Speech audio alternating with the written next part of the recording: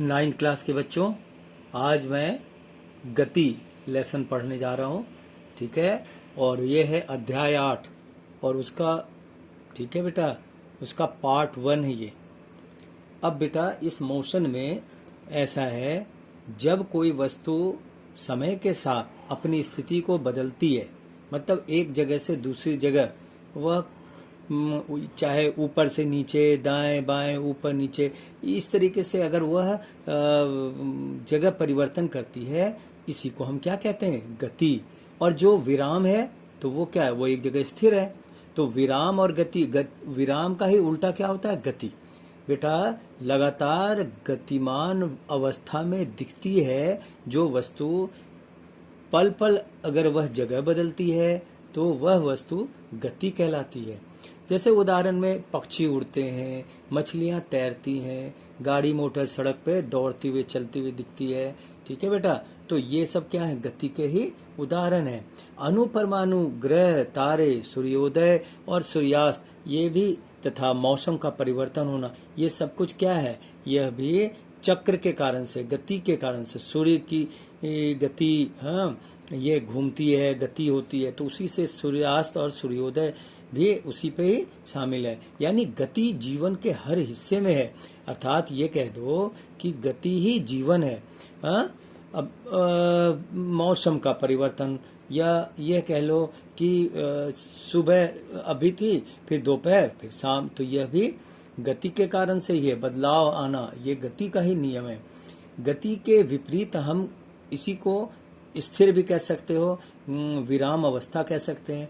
इसकी तुलना आप देखकर भी कर सकते हो, कौन सी वस्तु स्थिर है, एक जगह पे पड़ी हुई है, जगह नहीं परिवर्तन होता। जैसे कोई, आप अपने स्कूल को ही देख लो, वो अपनी जगह पे ही स्थिर है, तो वो गति नहीं कहेंगे उसको, वो स्थिर कहेंगे। लेकिन वहीं पर आस पास में जहाँ गाड़ी दौड़ रही है, मतलब गाड़ी का चलना, एक स्थान से दूसरे स्थान जाना, मोटर बाइक, इंसान के चलते रहना, ये क्या है? गति है।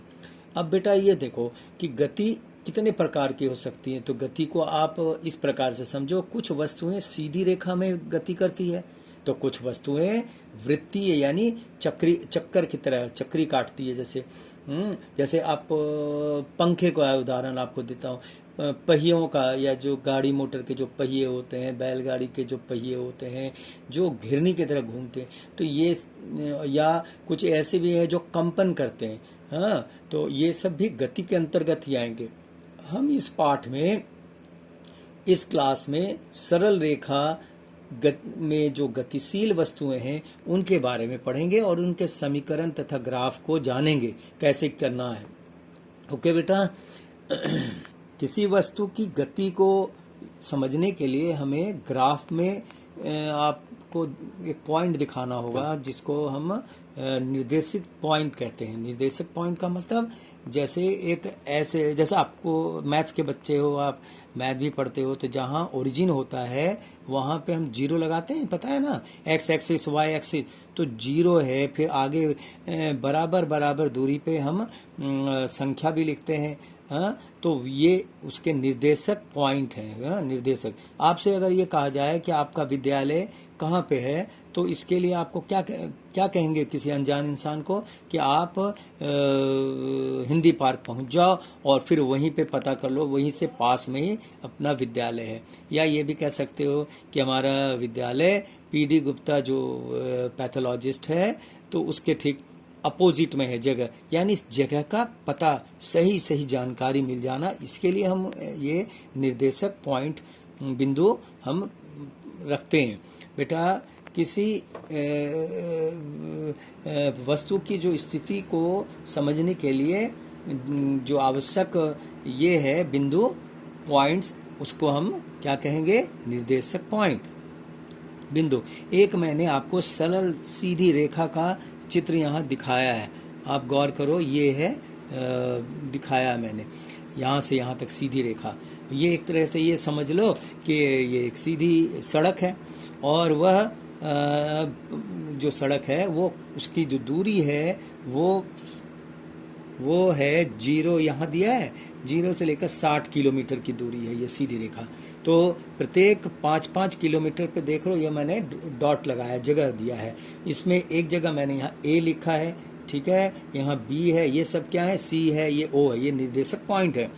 ओके, अब आगे बेटा, मानो कोई कार है या कोई वस्तु है जो गतिमान है और वह 0 बिंदु से चलना आरंभ करती है, हाँ, और फिर वह सरल रेखीय इसी रास्ते पे पथ पर गतिशील है, और वह क्रम से यानी सी, फिर बी, फिर वह ए तक पहुंचेगी। तो जब ये ए तक पहुंचेगी तो पूरी दूरी कितनी हुई, 60 किलोमीटर व 60 किलोमीटर।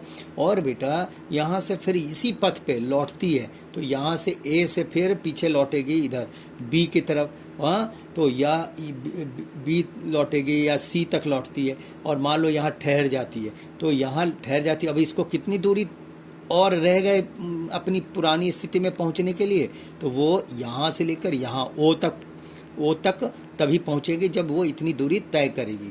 तो यहाँ जो है बी से मतलब ओ से ए और फिर ए से बी, ठीक है, तो यहाँ ए तक तो आए तो 60 किलोमीटर, यहाँ से यहाँ आए तो बी तक आए, तो देखो ये 5-5 का एवरेज है ये, तो 5, 5, 10, 15, 20, 25, ठीक है जी।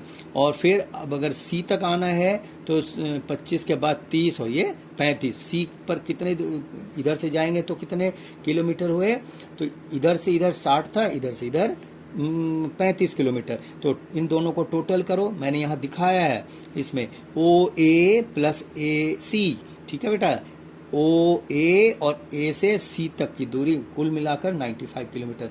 इस तरह से हम इसको दूरी कहते हैं कि कोई पूछा कि आपने कितनी दूरी तय करी, तो ये हम जितनी दूरी है उसे बताएं। और एक शब्द आता है बेटा, दूरी को हम क्या कहते हैं, दूरी को डिस्टेंस के नाम से पुकारते हैं इंग्लिश में। दूसरा शब्द है विस्थापन। विस्थापन यहाँ पे देखो मैंने दिखाया है, ये इसको हम इंग्लिश में डिस्प्लेसमेंट कहते हैं। अगर वस्तु की जो प्रारंभिक स्थिति है एवं अंतिम स्थिति है, उनके मध्य में जो न्यूनतम दूरी बच जाती है, उसी को हम विस्थापन कहते हैं। मतलब अभी भी मैंने बताया आपको कि यहाँ आप देखो कि यहाँ से यहाँ आए, हाँ, ए तक, और ए से फिर लौट कर सी तक पहुंचे, तो यहाँ तक तो हुए, ये दूरी तय हुए। तो विस्थापन क्या इसको कहेंगे, जो आखिरी के जो न्यूनतम दूरी बच गई, दूरी कहाँ से कहाँ तक, सी से ओ तक जो है, ये जो है इसी को हम, इतनी दूरी बच गई तो इसी को हम क्या कहेंगे, विस्थापन। तो विस्थापन कितना हुआ, किसी वस्तु का जो विस्थापन है वो सी से ओ इतनी दूरी रह गई, यानी कितनी रह गई, सीओ बराबर 25 सेंटीमीटर। ओके बेटा, इसी तरह अगर ओ से, समझो ध्यान से, ओ से ए, यानी ओ से ए और वस्तु फिर ए से अपनी उसी प्रारंभिक बिंदु पर लौट कर आती है, तो जानते हो कि विस्थापन कितना हुआ, कुछ नहीं हुआ। विस्थापन जगह तो परिवर्तन ही नहीं हुआ, स्थान दूरी अगर कहेंगे तब तो पूरा हो जाएगा, यहाँ से 60 यहाँ से यहाँ और यहाँ से यहाँ फिर लौट कर आए तो दूरी कितने हो गए, तो 60 + 60 120 किलोमीटर। ओके बेटा, लेकिन विस्थापन कितना हुआ, कुछ ना हुआ, क्योंकि वह अपनी पुरानी स्थिति में लौट आती है। बेटा इसी संदर्भ में मैं आपको अब आगे लेकर चलता हूँ। एक समान गति, गति कितने प्रकार के होते हैं, तो कई हैं, तो पहले इसको जानो। एक समान गति, एक समान गति किसको कहेंगे, जब कोई वस्तु समान समय में समान दूरी तय करे तो इसे एक समान गति यानी यूनिफॉर्म मोशन के नाम से पुकारते हैं। जैसे उदाहरण है मैं बताता हूँ, माना कि एक वस्तु सीधी रेखा सड़क पे चल रही है, सीधी रेखा वाली सड़क पे चल रही है, और 4 सेकंड, प्रत्येक 4 सेकंड मतलब 4 सेकंड में वह 10 मीटर जाती है, दूसरे 4 सेकंड में फिर 10 मीटर ही दूरी तय कर पाती, अगले फिर तीसरे जो 4 सेकंड उसमें भी 10 मीटर ही तय करती है, चौथे 4 सेकंड में भी वह सेम यानी 10 मीटर ही दूरी तय करे, यानी लगातार समान समय में समान दूरी तय करता हो, तो इसको हम एक समान गति कहते हैं। और इसी का उल्टा है असमान गति, जो समान समय समान है लेकिन दूरी कभी 1 किलोमीटर कभी 5 किलोमीटर, अगले जो समय है उसमें वो 10 किलोमीटर दूर के, मतलब उनका कोई निश्चित दूरी तय करना नहीं रहता। मतलब समय तो निश्चित है हाँ, जैसे मान लो उसमें जैसे बताया था 4 सेकंड में 10 किलोमीटर या 4 सेकंड में 10 मीटर, लेकिन यहाँ पर कभी 4 सेकंड में वह 5 मीटर है की दूरी तय करती है, कहीं अगले में 4 सेकंड में 12 सेंटीमीटर 12 मीटर, और फिर इस प्रकार से अगले 4 सेकंड में मान लो कि गाड़ी खड़ी हो गई तब तो 0 मीटर ही हुआ। तो इस तरह से जिसकी जो गति तो जो है वह रुक जाती हो, एक समान दूरी चाल में नहीं चलती है, तो उस गति को हम क्या कहेंगे? असमान गति। असमान गति का एक उदाहरण मैं आपको एक बताता हूँ। जैसे भीड़ भाड़ वाली जो सड़क होती है शहरों में, अगर उससे होकर अगर कार जाती है तो कई जगह पे ये है बम्पर होते हैं जहाँ पर जंप होती है गाड़ी, उसको स्पीड ब्रेकर कहते हैं। तो वहाँ कई होते हैं, कई बार भीड़ भाड़ इकट्ठी होती है, रेड लाइट होती है तो गाड़ी की स्पीड घट जाती है। एक समान स्थिति में कार यानी उस शहर से होकर नहीं गुजर पाती, तो उनकी रफ्तार घटती बढ़ती कभी कभी 0 भी हो जाती है, तो ये हो गया असमान गति। अब बेटा हम पढ़ेंगे गति से ही मिलती जुलती एक शब्द है जिसको हम कहते हैं चाल। ठीक है बेटा, चाल जिसको इंग्लिश में स्पीड कहते हैं, और गति का नाम क्या था इंग्लिश में, क्या कहेंगे उसको? मोशन। ठीक है, तो अब चाल की बात है। कोई इंसान धीमी रफ्तार चलता है, कोई बहुत फास्ट चलता है, ऐसे कार गाड़ी मोटर भी तो देख लो, तो कोई किसी से काफ़ी स्पीड में है तो कोई किसी की रफ्तार स्लो है। तो ये जो स्पीड है यानी चाल, उसको हम कैसे परिभाषित करेंगे? परिभाषा कैसे लिखेंगे? किसी निश्चित दूरी को तय करने के लिए अलग अलग वस्तुएं अलग अलग समय लेती है। कोई कम समय में पहुंच जाता है, कोई देर से पहुंचता है। तुम अपने स्कूल से घर जो जाते लौटते हो, तो कोई बच्चा सीधे स्कूल से छुट्टी होने पर घर को लौटता है, तो कोई बच्चा इधर उधर मंडराते हुए इधर उधर घूमते हुए उसी दूरी को वो काफ़ी देर में पहुंचता है जितनी दूरी पे आप मतलब आप एक जगह रहते हो, मतलब एक ही घर पे रहते हो, 2 भाई हो, तो दोनों के समय जो है आने, तो इसमें देर, तो ये हो गया बेटा चाल पे निर्भर करता है। ठीक है बेटा, वस्तुएं जो है उसकी निश्चित दूरी है, दूरी जो है वो निश्चित है, लेकिन वो पहुंचने में कोई अगर रफ्तार तेज चलेगा तो वो जल्दी पहुंचेगा समय से, और कोई जो धीमे धीमे रफ्तार में जाएगा तो वो थोड़ी देर से पहुंचेगा। तो बेटा इसी को हम चाल कहते हैं। ठीक है, अच्छा, चाल की जो मात्रक यानी यूनिट है, ऐसा यूनिट पूछे जाते हैं परीक्षा में, पेपरों में, तो वो होता है मीटर प्रति सेकंड। ओके, अगर मात्रक में अगर इसे सेंटीमीटर में पूछा जाए तो वो हो जाएगा प्रति सेकंड के हिसाब से। ठीक है बेटा, मीटर प्रति सेकंड, यानी सेंटीमीटर में अगर पूछा जाए तो सेंटीमीटर प्रति सेकंड। ठीक है, और अगर किलोमीटर में पूछा जाए तो किलोमीटर प्रति सेकंड, ये इसकी यूनिट होती है। ओके बेटा, और अब इसके बाद हम पढ़ते हैं औसत चाल। औसत चाल निकालने का एक सूत्र आता है जिसपे मैथ्स यानी न्यूमेरिकल आपको दिए जाएंगे। औसत चाल निकालने का सूत्र होता है औसत चाल बराबर तय की गई दूरी, मतलब जितनी दूरी तय किया वो, और उसमें कितना लगा समय यानी कुल समय। तो इसको बेटा आप फॉर्मूले को याद कर लो। यहाँ पर माना कि दूरी को हम एस मान कर चलते हैं। दूरी जो आप घर से स्कूल आते हो तो जितनी दूरी है उसको एस मान लिया, और उसमें जो लगा समय उसको स्मॉल टी। तो आप कितने चाल पे चले, चाल क्या हो जाएगा? v, देख रहे हो छोटा v लिखा है यहाँ पे, v इजिकल टू यानी चाल बराबर s/t लिख सकते हैं। और ये एक सूत्र है जो आपको आगे न्यूमेरिकल यानी मैथ्स बनाने में काम आएगा। आपको करना है पेपर में, अब न्यूमेरिकल भी आएंगे आपको फिजिक्स में। अब मैं एक उदाहरण दिखा पाया, एक उदाहरण है जो इस प्रकार से, एक वस्तु 16 यानी 16 मीटर की दूरी 4 सेकंड में तय करती है, और वह आगे की 14 मीटर की दूरी 2 सेकंड में ही तय कर लेती है। यही तुम्हें पता लग रहा है कि कोई कम समय में, कोई उसी दूरी को थोड़े से फर्क में उसी दूरी को 2 सेकंड में कर लेता है दूरी तय। अर्थात रफ्तार यहाँ किसी में धीमी है, किसी में स्लो है और किसी में फास्ट है। तो वस्तु की औसत चाल बताना है आपको, चाल ज्ञात करो, औसत चाल ज्ञात करो। तो इसको लिखने का तरीका क्या है, वस्तु द्वारा तय की गई दूरी, जिसको मैंने स्मॉल s के द्वारा बताया दिखाया यहाँ पे, बराबर 16 मीटर प्लस 14 मीटर, दोनों प्लस करोगे कितना होगा 30 मीटर। ओके, और टाइम यानी समय को मैंने स्मॉल t से दिया है, इक्वल टू कुल समय कितना लगा 4 सेकंड, और फिर बाद में कितने सेकंड लगे 2 सेकंड, 4 सेकंड और 2 सेकंड कुल मिलाकर यह 6 सेकंड, टोटल 6 सेकंड हुए।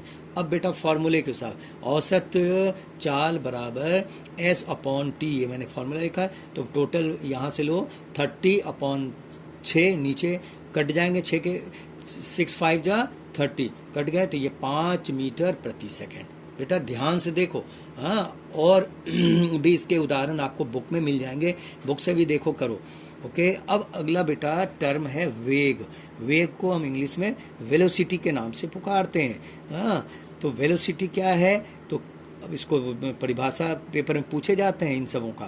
तो वेलोसिटी किसी वस्तु की गति की दर उसकी चाल के साथ साथ दिशा को भी बताए, उसे वेग कहते हैं। बेटा इससे पहले वाले में केवल इस चलने की दूरी, चलने का रफ्तार यही था, लेकिन यहाँ पहला है जो वेग में दिशा भी बताती है कि आप उत्तर से दक्षिण दिशा की तरफ जा रहे हो, या नीचे से ऊपर की तरफ चढ़ रहे हो ऊपर की तरफ, या ऊपर से नीचे। ये जो है मान लो जैसे कोई लिफ्ट है तो ऊपर से नीचे उतर रहे, तो यहाँ पर बेटा दिशा भी बताया जा रहा, ऊपर से नीचे, दाएं से बाएं, पूरब से पश्चिम।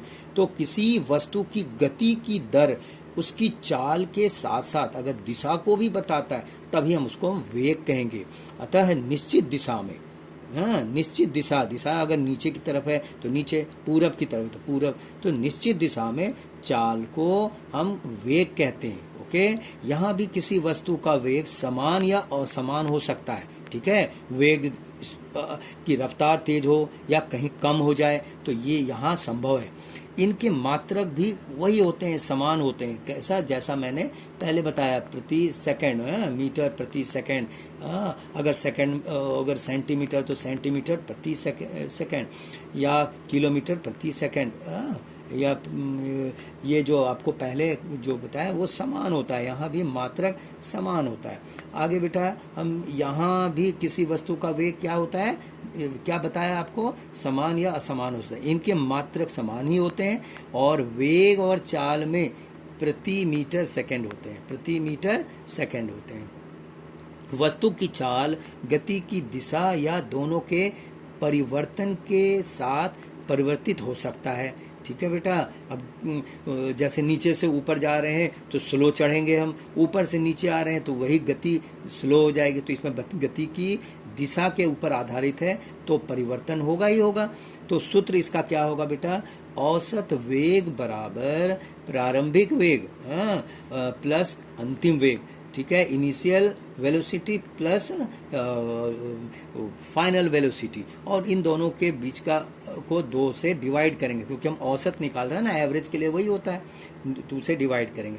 बेटा अब यहाँ पर मैंने प्रारंभिक वेग को u माना है, स्मॉल u, और अंतिम वेग को स्मॉल v, और औसत वेग यानी वेलोसिटी तो है किसका है, एवरेज वेलोसिटी, तो इसलिए मैंने a भी लिखा है छोटा सा, देखा है।